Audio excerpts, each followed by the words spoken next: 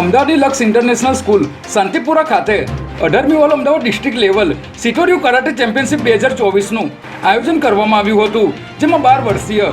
વિશાંત હર્ષિલભાઈ ભાટિયાએ આ કરાટે ચેમ્પિયનશિપમાં ખૂબ જ સારું પ્રદર્શન કરી સિલ્વર મેડલ મેળવ્યો હતો. સેલ્બી મલ્ટી સ્પેશિયાલિટી હોસ્પિટલ દ્વારા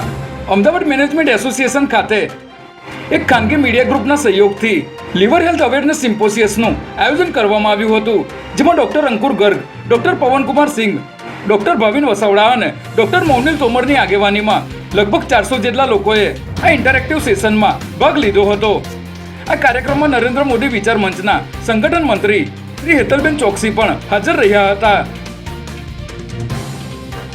સુરત લોકસભા બેઠક પર અપક્ષ સહિત તમામ 8 ઉમેદવારોએ ફોર્મ પરત ખેંચી લેતા